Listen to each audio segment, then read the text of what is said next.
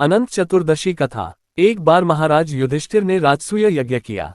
उस समय यज्ञ मंडप का निर्माण सुंदर तो था ही, अद्भुत भी था। वह यज्ञ मंडप इतना मनोरम था कि जल व थल की भिन्नता प्रतीत ही नहीं होती थी। जल में स्थल तथा स्थल में जल की भांति प्रतीत होती थी। बहुत सावधानी करने पर भी बहुत से व्यक्ति उस अद्भुत मंडप में धोखा खा चुके थे। एक बार कहीं से टहलते टहलते दुर्योधन भी उस यज्ञ मंडप में आ गया और एक तालाब को स्थल समझ उसमें गिर गया।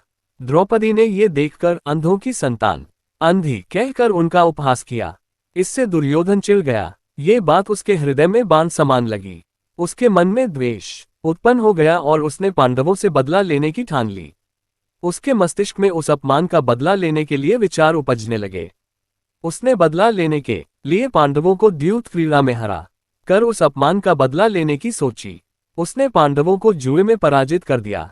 पराजित होने पर प्रतिज्ञानुसार पांडवों को 12 वर्ष के लिए वनवास भोगना पड़ा। वन में रहते हुए पांडव अनेक कष्ट सहते रहे।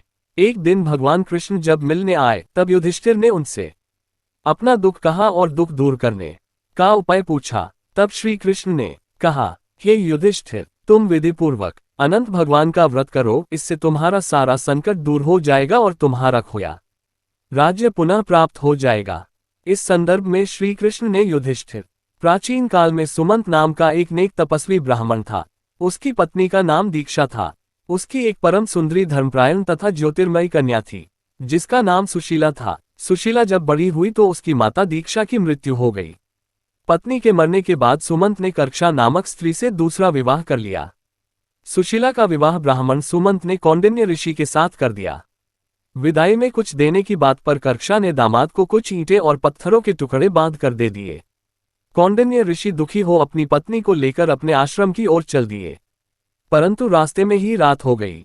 वे नदी तट पर संध्या करने लगे। सुशीला ने देखा वहां पर बहुत सी स्त्रियां सुंदर वस्त्र धारण कर किसी देवता की पूजा कर रही थीं। सुशीला के पूछने पर उन्होंने विधि पूर्वक अनंत व्रत की महत्ता बताई। सुशीला ने वहीं उस व्रत का अनुष्ठान किया और 14 गांठों वाला डोरा हाथ में बांधकर ऋषि कौंडिन्य के पास आ गई।